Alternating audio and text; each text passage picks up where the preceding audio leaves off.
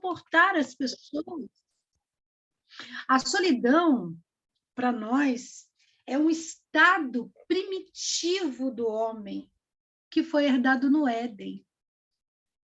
Mesmo a nova natureza, mesmo com a vida nova de Cristo em nós, estamos sujeitos a estarmos sós, a buscarmos a solidão, a buscarmos a separação, a não querer estar no meio da multidão. É uma emoção.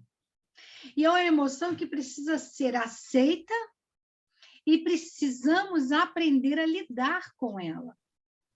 Porque quando nós não aprendemos a lidar com a solidão, a estar bem conosco mesmo, nós vamos viver reféns daquilo que o outro ao nosso redor pode nos proporcionar. E aí corremos risco de sermos decepcionados, de sermos frustrados, porque o outro jamais vai nos dar aquilo que nós precisamos ou desejamos. Como que surge o sentimento de solidão? O Senhor Deus dá uma ordem ao homem e diz para ele, lá no livro de Gênesis, olha, vocês podem tudo, tudo vocês podem. Vocês podem comer, vocês podem beber, vocês podem fazer de qualquer coisa nesse jardim. Só tem uma coisa que vocês não podem fazer: comer do fruto da árvore do conhecimento do bem e do mal. Essa árvore vocês não podem tocar. Somente isso. Mas, Gênesis 3, versículo 6, diz que, vendo a mulher que a árvore era boa para se comer, agradável aos olhos e desejável para dar entendimento, tomou-lhe do fruto e comeu e deu também ao seu marido. 3 coisas que podem nos ajudar a identificar o sentimento de solidão, e depois eu vou dizer para vocês como identificar a solidão como algo danoso, porque nem sempre a solidão ela é danosa. Às vezes a solidão é necessária.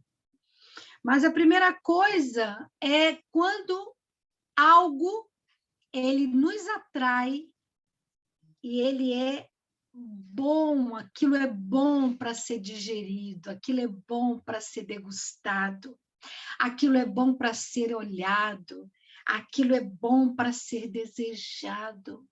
E quando isso passa a ser o centro, aquele pensamento constante, é uma porta de que uma brecha está se abrindo. Quando você é atormentado por um pensamento contínuo, fique atento. Quando você não consegue mudar a rota daquele pensamento, quando você não consegue sair daquele foco da sua atenção, fique atento a isso. Se isso não for saudável, peça ajuda. Eva não pediu ajuda. Ela poderia ter conversado com Adão, ou ela poderia ter falado com o próprio Abba, né? Mas ela não fez isso. Ela ficou só. E quando nós ficamos sozinhas durante muito tempo, podemos ser atacados por pensamentos, sentimentos e sermos tirados do foco. E aí Eva dá ao seu marido, ambos comem, os olhos se abrem, eles percebem que estava nu e querem cobrir essa nudez porque têm vergonha, se escondem de Deus e aí se instaura o sentimento primário do afastamento e do isolamento. O pior isolamento não é quando eu me escondo de você, não é quando eu não abro a câmera, não é quando eu não venho para a sala. O pior isolamento é quando eu quero me esconder de Deus. E o próprio salmista diz para mim e para você: Senhor, de onde eu me ausentarei do teu Espírito? Se eu subo aos céus, lá está. Se eu desço ao fundo do mar, ali o Senhor também estará. Na mais escuridão, na caverna, o Senhor também ali está. Né? Então, não tem lugar para nós nos ausentarmos de Deus. O lugar que nos faz esconder de Deus é a nossa vergonha. Mas a pior dor da solidão não é essa, a vergonha. A pior dor da solidão é quando Deus manda o homem e a mulher para fora do jardim. No versículo 23 do capítulo 3, diz que o Senhor Deus, por isso, o lançou fora do jardim do Éden a fim de lavrar a terra que fora tomada. E, expulso o homem, colocou querubins ao oriente do jardim do Éden e o refugi de uma espada que se revolvia para guardar o caminho da árvore da vida. Imagina o filho que peca e vai embora e um dia diz assim, vou voltar para casa. E quando ele volta, o portão está trancado, a porta trancada e 2 guardas dizendo assim, aqui você não entra. Aqui você não é bem-vindo. Essa foi a dor de Adão e Eva. E essa dor foi encravada na raça humana. Essa dor da rejeição. Todo homem tem medo de ser rejeitado. E essa rejeição nasceu aí. É a marca da nossa humanidade. Por isso, nosso afã de sermos aceitos, o medo de sermos rejeitados, o medo de não sabermos fazer, o medo de nos expor. Mas eu quero dizer para você, depois de Jesus, não só o Éden foi aberto, mas o caminho da eternidade. Lá na eternidade tem uma árvore da vida, e Apocalipse fala dela, que ela dá 12 frutos. As suas folhas curam, os seus frutos curam, alimenta a alma do homem. Só Jesus pode curar a solidão humana. Mas, por conta dessa humanidade, nós vamos viver de uma forma transitória e com picos de desejos de solidão.